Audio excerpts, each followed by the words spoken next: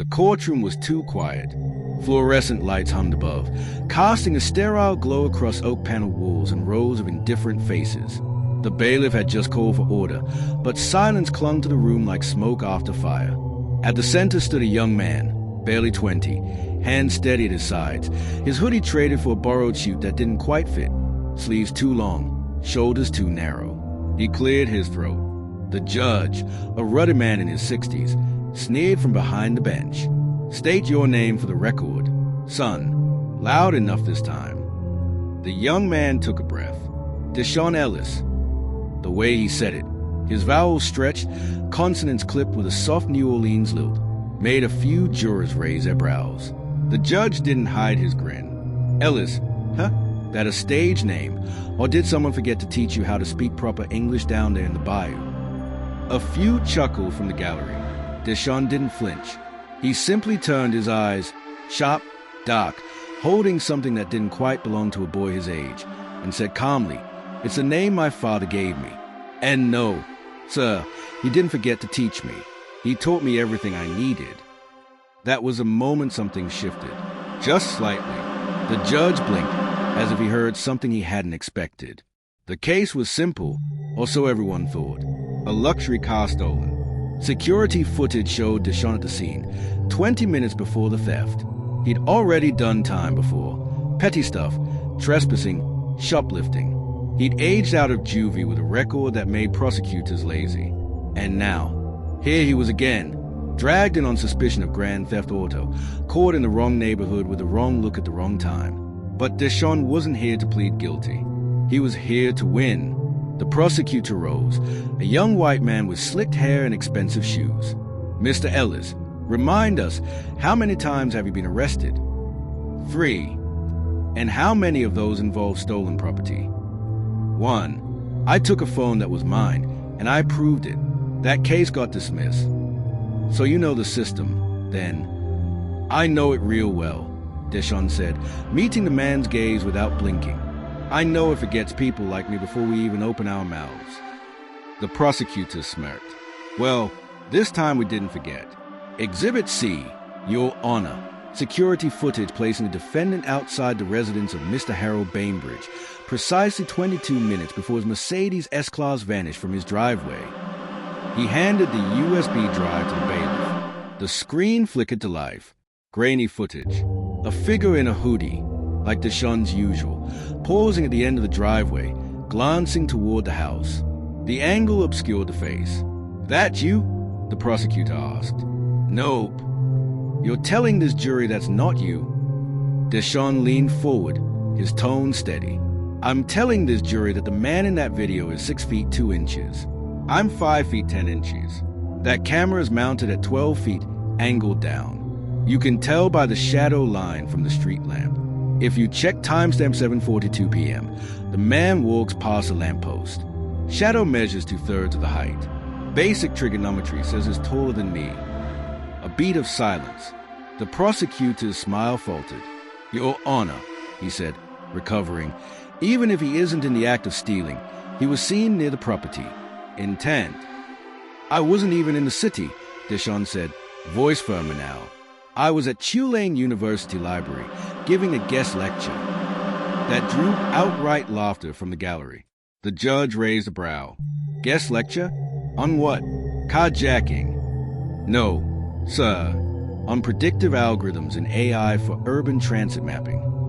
Another beat. Even the jury leaned in. DeShawn reached into his folder, one he brought himself after firing his court-appointed attorney, and held up a printed email. Verification from Dr. Nia Chu, Professor of Computational Systems. You will see the timestamp, the sign-in log, and CCTV from the university. The judge stared at the paper, then back at DeShawn. "You're saying you're an expert in artificial intelligence." DeShawn gave a faint smile. "I'm saying I'm the son of Dr. Isaiah Ellis. He helped write the predictive framework for Google Maps' early iterations. He was killed when I was 13. Drive-by, wrong place, wrong time. I've spent every day since trying to finish what he started." No one laughed now. Flashbacks flickered behind DeShawn's eyes. His father's notebooks, marked with equations too complex for his age.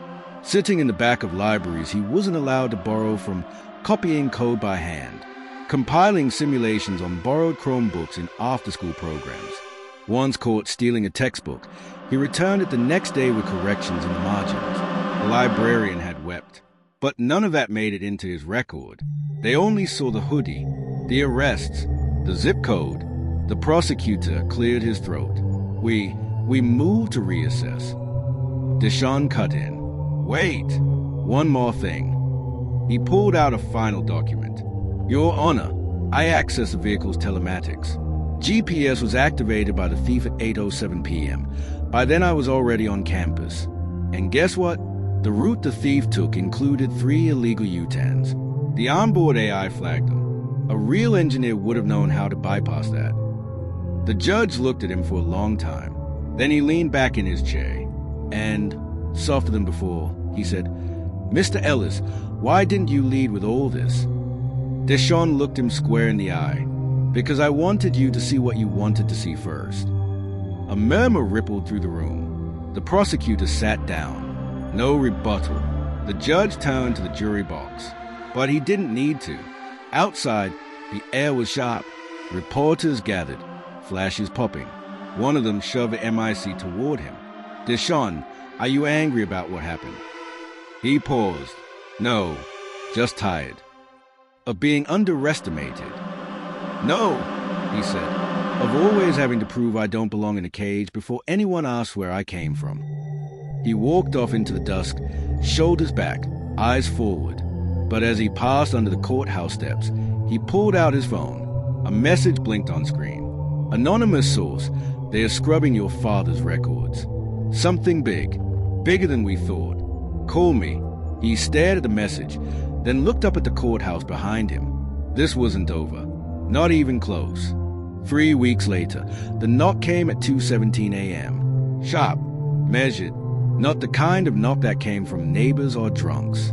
DeShawn was already halfway down the stairs of his aunt's shotgun house in Treem when the second knock hit. 2 taps, 1 pause, then a third. He froze. That rhythm. He hadn't heard it in almost a decade. His father used to knock like that. Always said code was everywhere, even in the way you announce yourself. He opened the door slowly. Nobody was there, but lying on the stoop was a package. Thin, unmarked. Inside, a manila folder with 2 words handwritten on the cover. Project Fatherglass. DeShawn closed the door, locked every bolt, and turned on the single desk lamp by his makeshift workstation. The folder's contents were photocopies, old, grainy. Some looked redacted, but one sheet stopped him cold.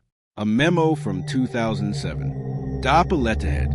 Dr. Isaiah Ellis' extrapolated behavioral sequencing model is far beyond current cognitive AI benchmarks. Recommend containment protocols civilian applications escalate beyond test scope. He read it twice. Then again. The words were vague, careful, government careful. But it was clear, his father's work didn't just predict transit patterns. It predicted people, where they'd go, what they'd buy, who they'd trust, how they'd vote. And now DeShawn knew why his father had been killed. Not a random drive-by, a silencing. The next morning, he was back on a bus to Baton Rouge, hood up, laptop bag on his knees. He needed access, not just to Tulane systems, but to something older, buried. The type of archives no one visited unless they had clearance. And DeShawn had something better than clearance. Keys. Back when he was 16, he built a backdoor into the university's obsolete servers just to prove he could. Left it dormant for years. But tonight, he logged in. The system was dusty but alive. Files hadn't been touched in over a decade. Until now, Fatherglass wasn't a tool. It was a mirror, using fragments of social data, camera feeds, voice inflections. It built psychological profiles in real time. Not just who you were, but what you feared, who you obeyed, what would make you snap. And the models? They weren't theoretical. There were names, dozens. One caught his eye. Judge Evan Lorne, the man who'd mocked his accent, the man who'd nearly buried him in a stolen car charge. The system had tagged him in 2013. Potential influence asset, leverage, addiction, opioids. susceptibility to authoritative reinforcement high. DeShawn's hands trembled. He stared at the report until his eyes burned. Then the screen glitched, and a voice, garbled, familiar, came through his headphones. You were never supposed to see this. He yanked the headphones off. Seconds later, a red bar flashed across the screen. Remote wipe initiated. He killed the Wi-Fi, pulled the backup drive, shut it all down. Too late, but not everything was gone. He'd saved enough to know this wasn't just about his father's murder. This was a blueprint for control. Judges, teachers, police chiefs, ministers, all profiled, all nudged. Even voting districts had been drawn using fiberglass simulations. And worst of all, new entries were being added.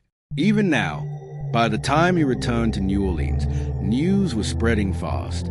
Judge Lorne had abruptly resigned, citing medical leave. But the rumors came louder. Leaked documents, questionable verdicts, sealed bribe transcripts. DeShawn hadn't leaked anything yet. Someone else had. He checked his encrypted inbox. A new message. You made noise. Now we move. Attached was a location. Berlin. The same abandoned tech campus from the courtroom's closing scene. He booked a flight. In Berlin, the air bit colder than he remembered.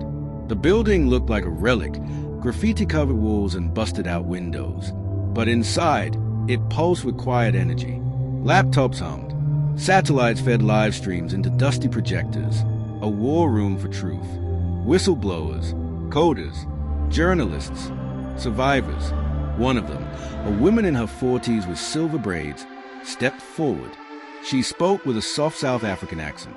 "You're Isaiah's son." He nodded. "How do you know?" "Because you look like someone who refuses to stop asking why." They took him to the back, to the core team. There, on a glass table, lay the fully restored fiberglass engine. Rebuilt from fragments stolen, rescued, all leaked. "We didn't just salvage it," the woman said. "We made it public." And just like that, it hit him. It was already too late to stop it. Across the world, people were logging in, seeing how their lives had been shaped, finding their own names, flagged for risk, for compliance, for disappearance. Revolts broke out in small towns. Lawsuits flooded every court system that would listen. And DeShawn? He stood on a rooftop in Berlin, watching it unfold on his cracked phone. A message pinged. "Unknown sender. They'll come for you now." He typed back, "Let them. My father built the mirror. I just turn it around." Behind him, someone whispered, "What now?" He toned, "We build new glass. This time, everyone sees through it."